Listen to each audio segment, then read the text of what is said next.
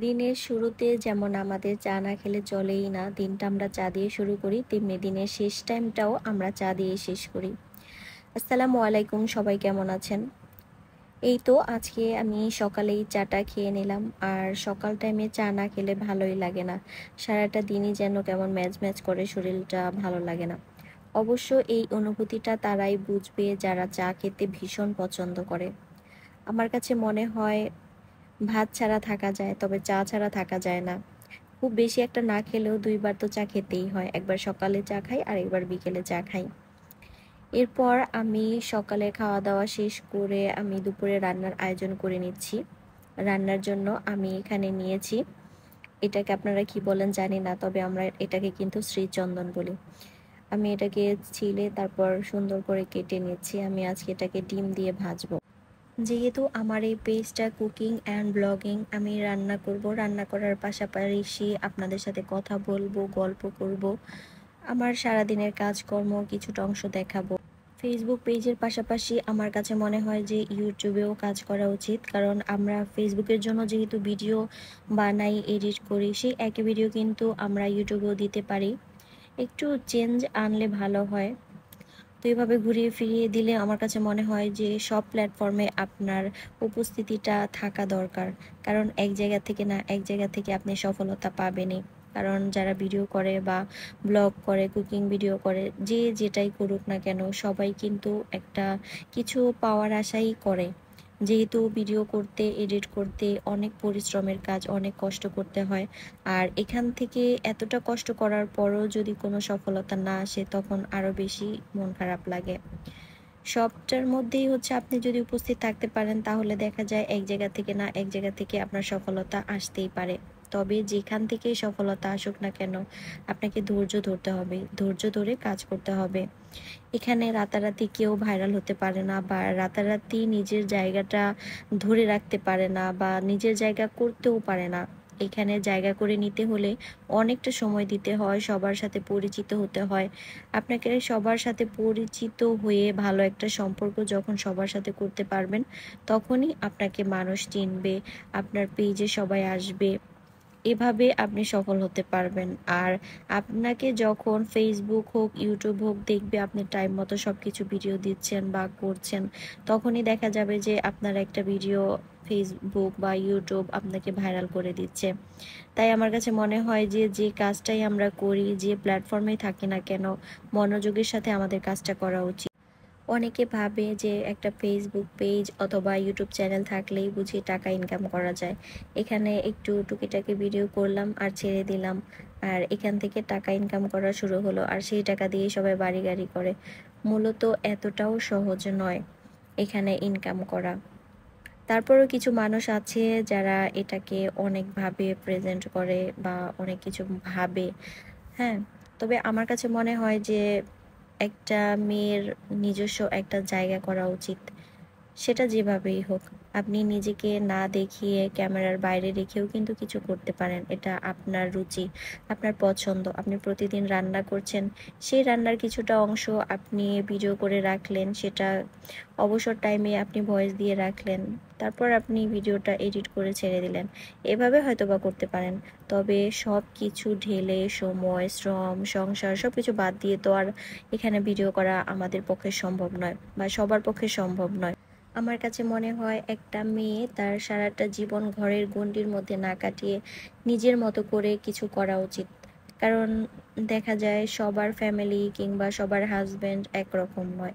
আপনার কোনো একটা জিনিস নিতে ইচ্ছা করছে, তখন দেখা গেল আপনার হাজবেন্ড এটা আপনাকে দিতে চাচ্ছে না। আর আপনার কাছে যদি অল্প পরিমাণে হলেও কিছু টাকা থাকে বা নিজস্ব কোনো ইনকাম থাকে, সেটা দিয়ে কিন্তু আপনি নিতে পারছেন, বা আপনি কাউকে কিছু ইচ্ছামতো গিফট করতে পারছেন।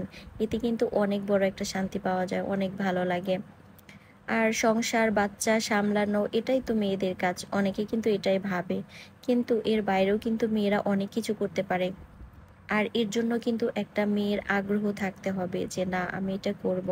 আমি বাইরে গিয়ে চাকরি বা কোনো অফিসে কোনো কিছু করা, এটা আমি না করতে পারি, কিন্তু আমি ঘরে বসে আমার রান্নার ভিডিও হোক বা আমি যেটা পারি ভালো, সেটা আমি কিন্তু করতে পারি। সেটা করেই কিন্তু আমি অল্প পরিমাণে হলেও ইনকাম করতে পারি। আর এতে করে দেখা যাবে যে একটা সময় সবাই আপনাকে বাধা দিলেও আবার আরেকটা সময় কিন্তু আপনার প্রশংসা সবাই করবে। কারণ আপনার সফলতা দেখলে তখন সবাই এগিয়ে আসবে, তখন বাহবা দিবে। কিন্তু আপনার শুরুটাতে কেউ আপনাকে সহযোগিতা করবে না, কেউ আপনার পাশে থাকবে না। বিভিন্ন মানুষ বিভিন্ন সময় আপনাকে কটূক্তি করবে বা আপনাকে বিভিন্নভাবে আপনাকে অনেক কিছুই বলে। যারা এই প্ল্যাটফর্মে আছেন তারাই জানেন যে আসলে তাদের উপর দিয়ে কী যায়। যারাই বড় হয়েছে, যাদের পেজটাই অনেক গ্রো করেছে, তাদের সফলতার পিছনে কিন্তু অনেক গল্প থাকে। আমরা কিন্তু এই গল্পটা জানি না বা তাদের সফলতা দেখে আমাদের সেই গল্পটা কিন্তু মনেও আসে না। কারণ আমরা মানুষের সফলতা দেখতে পছন্দ করি, আর সফলতার পেছনের গল্পটা কেউ শুনতে চাই না।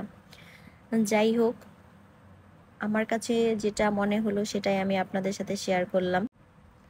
যাই হোক, এতক্ষণ তো আমি আমার কথাগুলো বললাম, এখন আমি আমার রান্নায় ফেরত আসি। আমি কিন্তু ডিম দিয়ে ভাজি করেছি। ভাজিটা কিন্তু রুটি ভাত সব কিছু দিয়ে খেতেই ভীষণ ভালো লাগে।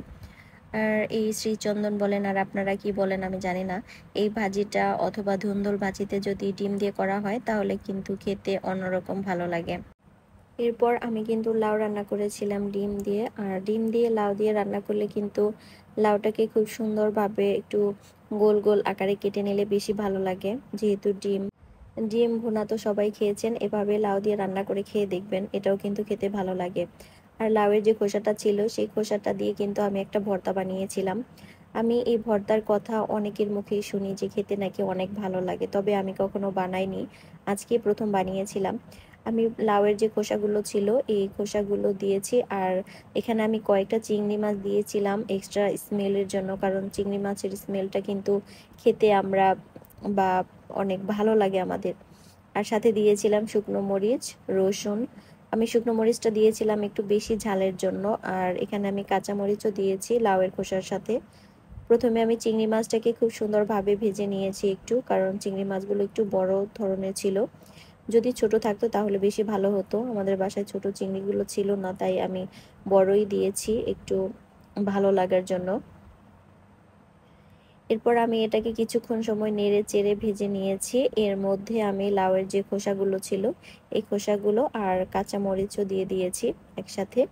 এরপর আমি এটাকে খুব ভালোভাবে নেড়ে চেড়ে ভেজে নিব, কারণ লাউয়ের খোসা যদি কাঁচা থাকে তাহলে আলাদা একটা গন্ধ থাকতে পারে। তাই একটু বেশিক্ষণ সময় নিয়ে আমি ওটাকে ভাজবো। আর এই পাশে আমি যে লাউয়ের তরকারিটা বসিয়েছিলাম সেটার মধ্যে আমি এখন পানি দিয়ে দিলাম পরিমাণ মতো। আর লাউ রান্না করার সময় কিন্তু খুব একটা পানির প্রয়োজন হয় না, কারণ লাউ থেকে কিন্তু এমনিতেই অনেক পানি ওঠে। এর মধ্যে আমি ডিম দিয়ে দিলাম। এখন আমি এটাকে কিছুক্ষণ সময় রান্না করে নিয়ে তারপর নামিয়ে ফেলবো, কারণ লাউটাকে আমি কষিয়ে রান্না করেছি, এটা সেদ্ধ হয়ে গেছে অলরেডি, বেশিক্ষণ একটা সময় লাগবে না। এরপর আমি যে লাউয়ের খোসাগুলো ভেজে রেখেছিলাম এটা আমি ব্লেন্ডারে ব্লেন্ড করে নিয়েছি। এই খোসাটাকে কিন্তু আপনারা পাটায়ও বেটে নিতে পারেন, তবে আমার কাছে বেশি ঝামেলার মনে হয়, এর জন্য আমি ব্লেন্ডারে ব্লেন্ড করে নিয়েছি। এতেও কিন্তু স্বাদটা ভালোই থাকে। আপনারা অনেকে মনে করেন যে ব্লেন্ডারে ব্লেন্ড করলে হয়তো বা ভর্তা ভালো লাগে না। ভালো পাটায় বাটলে যে টেস্ট আসে অতটা লাগে না, তবে একবারেও খারাপ লাগে না। যাই হোক, আমি আপনাদের সাথে আমার রান্নার ভিডিও শেয়ার করলাম। এতক্ষণ সময় ধরে আমার ভিডিওটা দেখার জন্য সবাইকে অনেক অনেক ধন্যবাদ। আর আমার ভিডিওগুলো যদি ভালো লেগে থাকে তাহলে অবশ্যই লাইক, কমেন্ট, সাবস্ক্রাইব করে আমার পাশে থাকবেন। আল্লাহ হাফিজ।